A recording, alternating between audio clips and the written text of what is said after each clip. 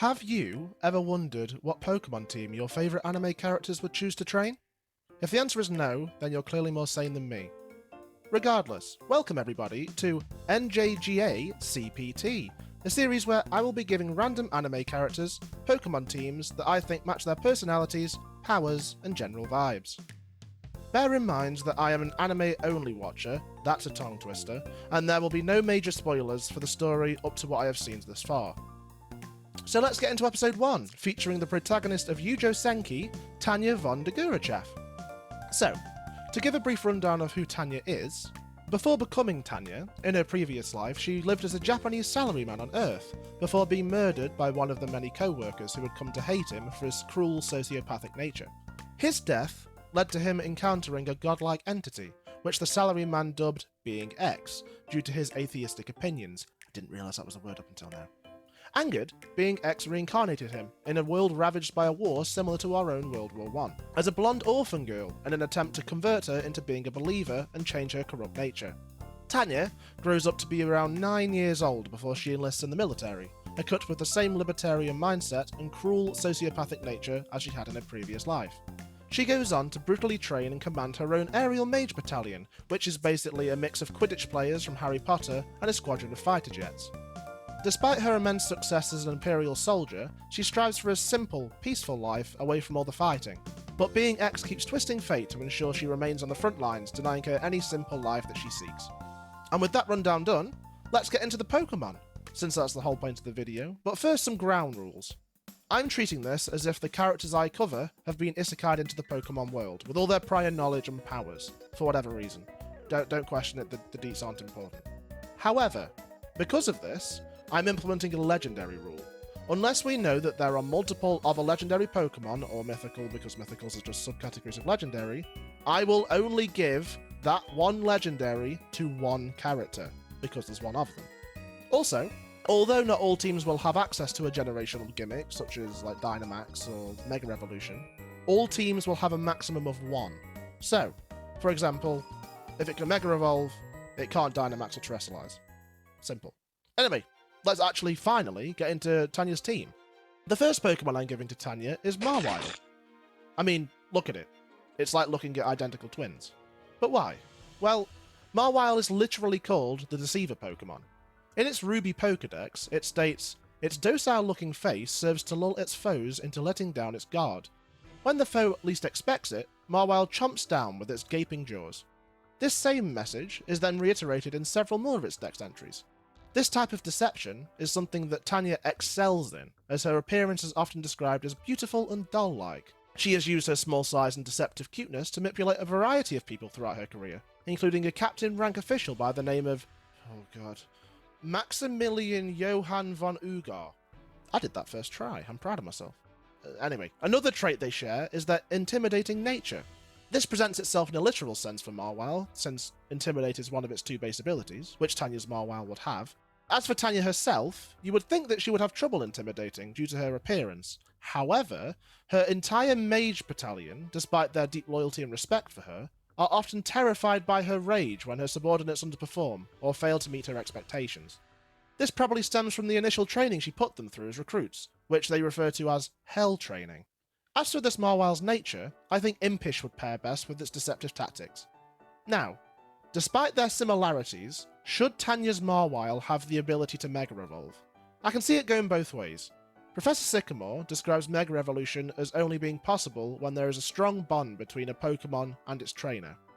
And Tanya isn't exactly known for forging strong bonds with other people. Well, not positive ones at least.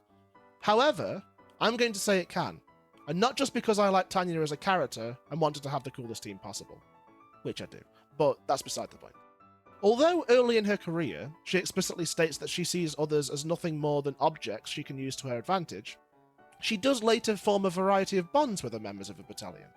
A good example of this is her deep respect for her adjutant, Victoria Hi, I spent probably about 10 minutes trying to say this name correctly, and I never did, so here's just a small clip of me saying it properly.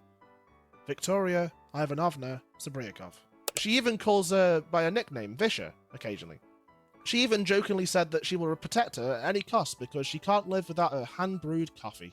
Would she be able to form this type of relationship with a Pokémon? If it proved itself competent enough, then I think she would. Because of this, it would obviously be holding the Mawile item. The next Pokémon I will be giving to Tanya is Honchkrow. As I previously mentioned, Tanya is the commander of an aerial mage battalion, and Honchkrow is known as the big boss Pokémon, because they are known to lead swarms of Murkrow. Or I guess it'd be a murder of Murkrow? I don't know. Anyway, we know this because of its Diamond Pokédex. Honchkrow and Tanya don't just share a job though, they also share their lovely attitude towards others. In its Heart Gold and Soul Silver Pokédex, it states that Honchkrow is merciless by nature. It is said that it never forgives the mistakes of its Murkrow followers. Out of context, this description perfectly describes Tanya's approach to leadership, and is the reason why her battalion is so efficient. She doesn't tolerate any form of incompetence. Because of this, I think a serious nature would make the most sense for this Honchkrow. The parallels go even further though, with even Honchkrow's abilities pairing well with Tanya. Super Luck parallels well with Tanya's incredible accuracy on the battlefield. Moxie is the perfect representation of Tanya's unhinged bloodlust while in combat. And even though it's a stretch, Insomnia describes Tanya's alertness to a T.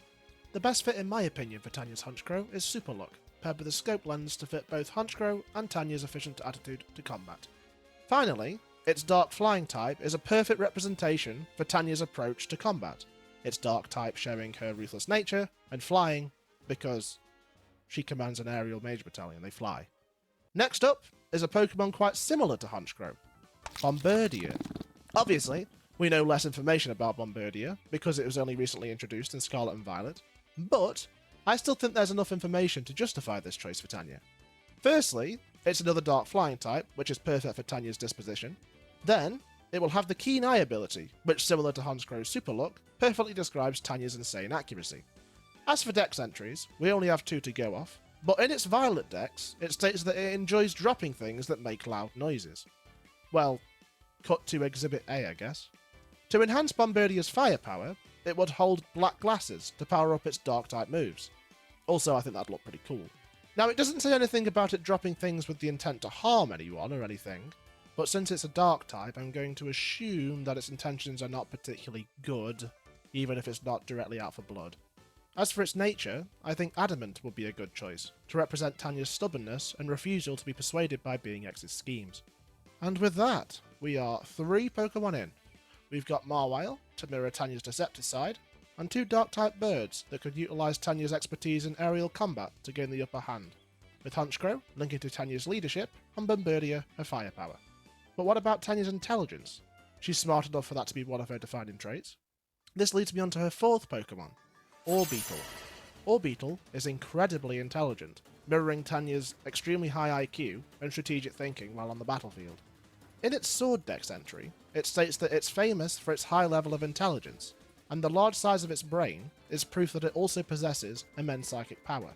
This psychic power is similar to the magic that Tanya and her battalion utilizes that comes from their Operation Orb.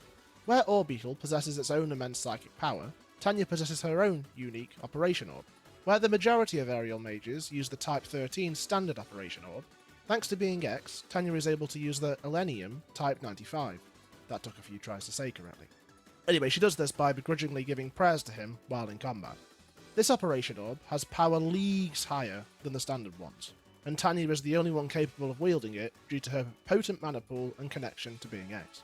Furthermore, Orbeetle's Shield Dex states that it emits psychic energy to observe and study what's around it, which perfectly parallels Tanya's perceptive nature and how she efficiently surveys the battlefield. To double down on its cold calculating personality, this Orbeetle would have the calm nature and hold wise glasses to increase its psychic power further. Second to last is Celesteela. Celesteela is an Ultra Beast, and Ultra Beasts come from another dimension. Do you see where I'm going with this?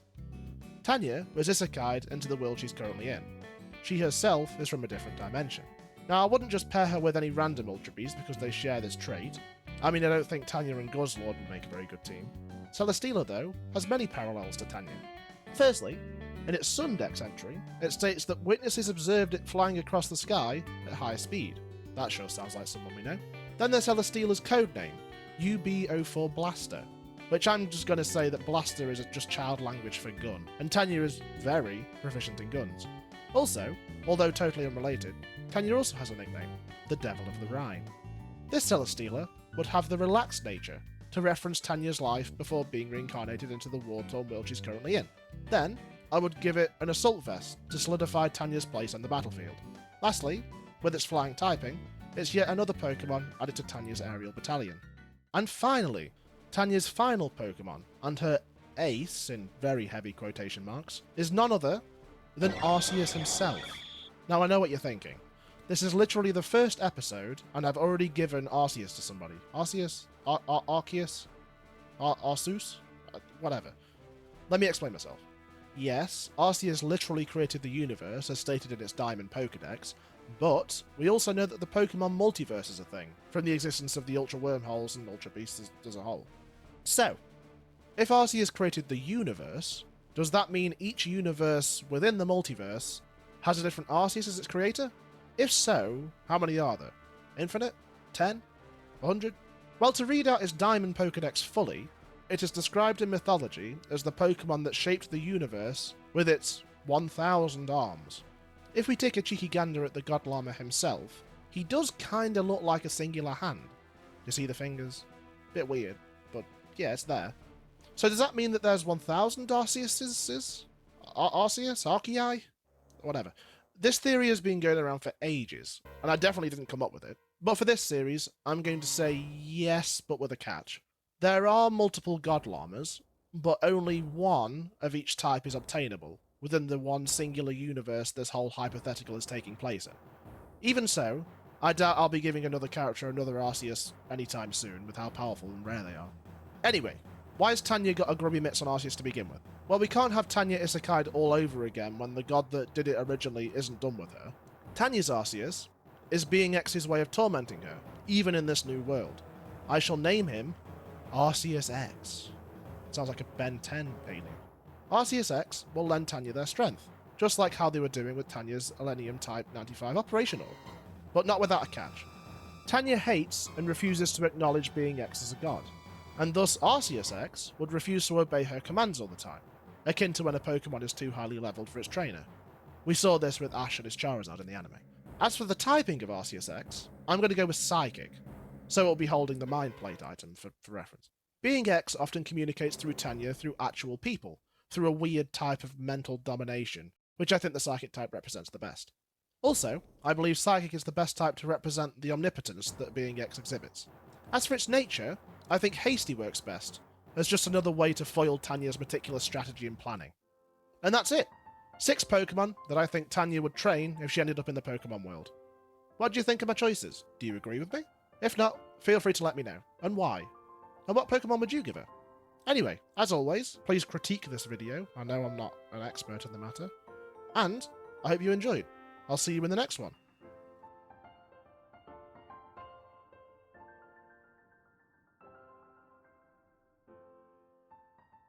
A good example of this is her deep respect for her adjutant, Victoria Ivanova Sebriakov.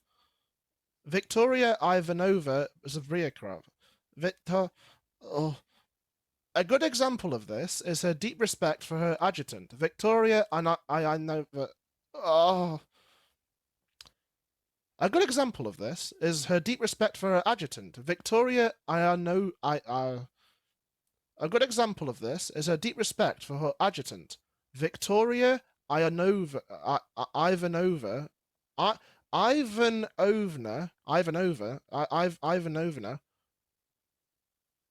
Victoria Ivanovna. A good example of this is her deep respect for her adjutant. Adjutant. Adjutant?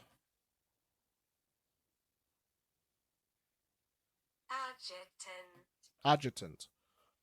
A good example of this is her deep respect for her adjutant, Victoria Ivanovna Sebriakov. That took too many tries.